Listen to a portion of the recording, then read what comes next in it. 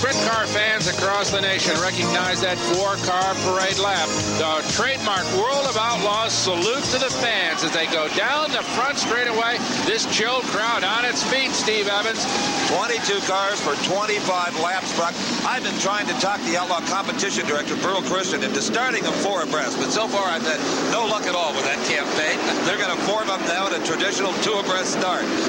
Everybody jumps on the throttle a little bit to get formed up here. There's your pole sitter, Bobby Davis Jr. in the red number 6. On the outside, the fast qualifier, Doug Wolfgang in the yellow number 40. That is row number 1. In row 2, we've got the Rocky Hodges number 23. Yes, and Steve Kinzer, remember him, car number 11. Kenny Jacobs and Jimmy Sills, they were 5th and 6th in the Fram Dash, and the rest of these are all arranged by their qualifying positions earlier today. And Brock, way back in this field, in fact, starting back in the number 15th position is Sammy Swindell, the 2-time World of Outlaws world champion. And a poor qualifying effort, he told you that he started late in qualifying, the track had dried up, has forced him way back. Well, he's a Charger. It'll be interesting to see how he works his way through this field, and you can be sure he will. But his arch rival, Steve Kinzer, of course, starting well near the front. In fact, he's in the 2nd row outside, so that's going to make it a very tough chore for Sammy Swindell to get anywhere near Steve Kinzer. The starter has signaled this modern band of outlaws. They are on the very final pace lap. And Brock, there you can see the black number 1 car in the back of the pack. That is Sammy Swindell, and he will be one driver you can bet these fans will be watching very carefully. You can already tell that he's anxious, pushing up in the car in front of him. As they come out of turn number 3 into 4, the green flag flies. The feature race is underway. And down the front straightaway goes Bobby Davis Jr. On the outside, the yellow 40, Doug Wolfgang. Challenging in the 3rd spot is Steve Kinzer. There goes Wolfgang, blast by Davis to take the lead into turn number 3. You know, I thought maybe Wolfgang would go high, but no, he saw an opening and he seized on it. There are the Swindell brothers, the blue 10 car, the black 1 car, back in the pack. In fact, the 13th position at stake there between the 2 brothers. Sammy is going to go high and try to get around Jeff in turn number 3. Will he make it work? No, he's not. The quicker line is down low. Back to the leaders. Bobby Davis Jr. off turn number 4, still riding in the 2nd spot. Being challenged now by Steve Kinzer in the 11 car. Doug Wolfgang still holds on to the lead, opening up a little bit as they head down the back straightaway. Always quick, Jimmy Sells, the 4A car. He is in the 5th position. Kenny Jacobs in the 56 car. Dyson with him. Bobby Allen, the 1A car from Pennsylvania, is back in 7th. Those 3 going at it. They sure are. Good race here. Here's your race back in the field is Sammy Swindell in that black number 1 and his brother in the number 10 car still fight it out, trying to work their way through slower traffic.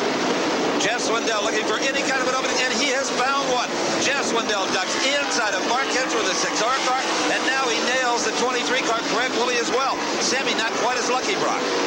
And here's your race for 6. Bobby Allen 1A, red 56, Kenny Jacobs. That's your 5th place car, Jimmy Sills in the 4A as they sail down into turn number 3 and 4, riding that low groove down on the bottom. That still is the quick way around here. And as far as the lead is concerned, there are 3 cars all out there contesting it. 40, Doug Wolfgang. Number 6, Bobby Davis Jr. And number 11, Steve Kinzer. There are the 3. You can see the interval between 1st, 2nd, and 3rd, and it's not much. It sure isn't, but right now, it's Doug Wolfgang holding on to a pretty authoritative lead as Kinzer now tries Bobby Davis Jr. down low, coming off turn 2. Doesn't make it work. Now he goes high. Taking that high groove through turn 3. All right, Sammy Swindell of the black number 1 car has gotten around Chuck Hodgeshell. Hodgeshell fights back, gets on the brakes, and whoa! That is Jeff Swindell taking a tumble. Jeff Swindell, mighty glad he is driving a wing sprinter at the moment, Brock, because you can see that wing prevented that car from probably doing another half dozen rolls or flips. That is going to bring out the red flag. This race will be stopped. A graphic illustration. Thank goodness Jeff Swindell out of the race car. Perfectly all right. As I say, a graphic illustration of that cushioning effect of those big wings on these sprinters. Let's take another look at the incident involving Jeff Swindell. He's the second car in your picture. He comes right up on the 61 car, Mike Ward, and apparently just did not get on the brakes hard enough. Maybe Ward's car slowed down and Swindell couldn't anticipate that. But there you saw, when rubber meets rubber in open wheel racing, this can be the result. But strapped tightly in that car, as tight as he can possibly get. You don't see his body stretching on those straps. Jeff Swindell walks away from this one, and he is right now with Brock. Well, Steve, I'm with Jeff Swindell, who got upside down and coming off turn 4, and fortunately okay, but can you analyze the problem? Yeah, we was going through the traffic real well. Thing was flying. I mean, I don't see no reason we wouldn't have went right to the front. You know, we was passing a car about every 1 or 2 laps, and I got in real tight behind Mike Ward there, I think, and he stopped, and I got on the brakes, and when I did, somebody hit me in the rear and pushed me right up over him. I just got sandwiched, and I was the victim of the whole situation, I guess. I guess it's racing, you know, on a tight deal like this. That stuff happens, but, you know, I guess the guy behind me didn't know how to get on the brakes too quick. Well, I agree with half of that analysis, Jeff. You indeed tangled with Mike Ward, but I certainly didn't see anybody hit you from behind. As the wreckage is cleared from Tulsa Speedway, we'll take this time out. Stay with us.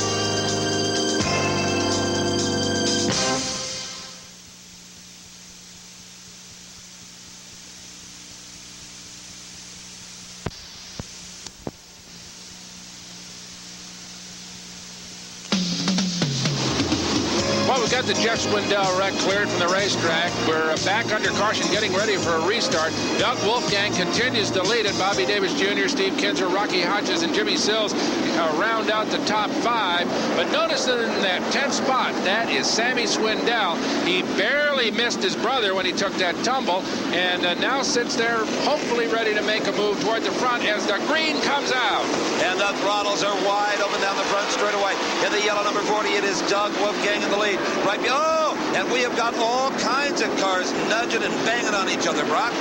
Well, there they are up in the corner of turn number 4. That's the 17E of Chris Each, the 44R of Robbie Stanley, and the 3G of Joe Garrity. Pointing the wrong way in the middle of the racetrack right there is 3BG Jim Bell Jr. So we've got 4 cars.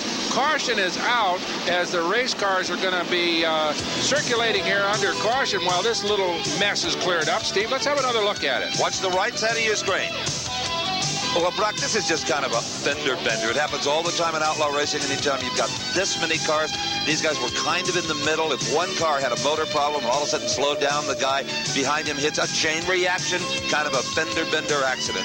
No harm, no foul. No, and I would think most of these guys would be able to get restarted. That is Robbie Stanley, though. He is not going to restart. His 44R clearly out for the day.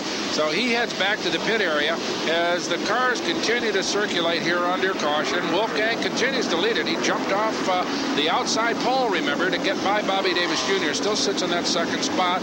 No change in the second 5. Remember now, Sammy Swindell in a position to move up, but 2 cautions have held him up on his forward advance. So when the green is out again. And it's Doug Wolfgang in number 40, again leading him down into turn number 1. And look at that car accelerate.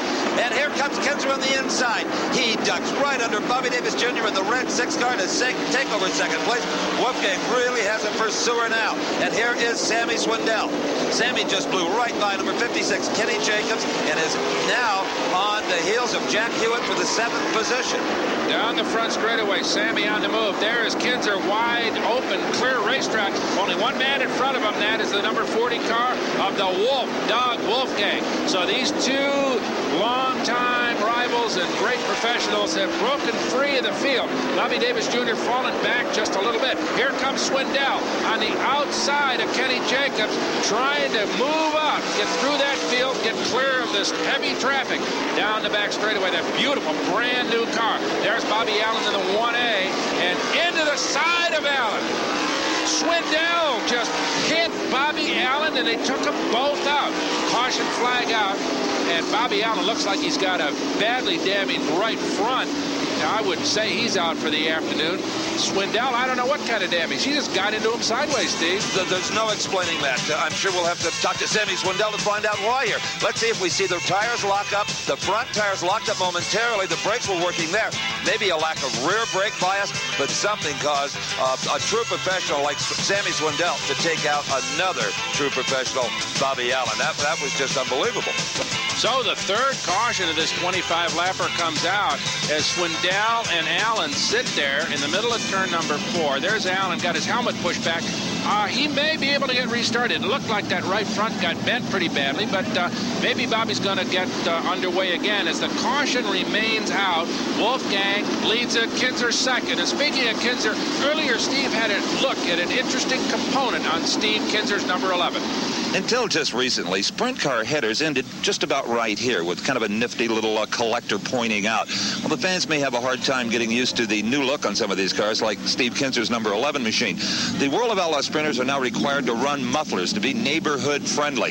That's the unit you see right here called a super trap with all of these plates and there's fiberglass packing. Now, they had them down low as before, but Steve was getting really violently ill from breathing carbon monoxide, and not just at low speeds, pace laps or yellow flag laps. Even at 80, 90, 100 miles an hour, the exhaust fumes were floating up and getting trapped in the cockpit by the wings. So now they've mounted them out, in fact, right out to the outside of the rear tire. And Steve says they may look a little strange, but boy, do I feel a heck of a lot better when the race is over.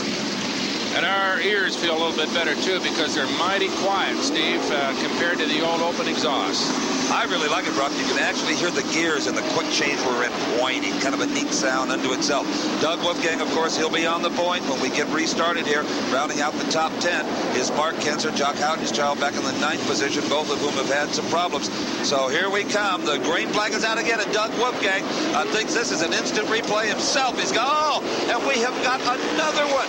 This feature is turning into a fairgrounds destruction derby, Brock. It is. Jack Hewitt and Jimmy Sills get together just as the green flag drops. They are in the middle of turn number 3 and pretty well crunched together. I don't think that there's a lot of damage. We'll see. They may get restarted. But in the meantime, we're under caution one more time here at Tulsa. Stick around. We'll be under green and try to get this finished up right after this.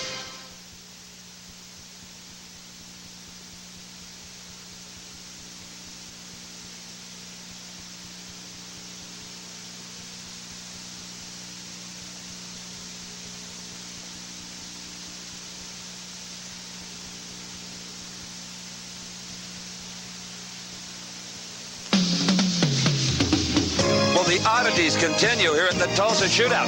Doug Wolfgang, who was just circling around the track under the yellow flag as the leader of the race, has suddenly come into the pit area. And he is out.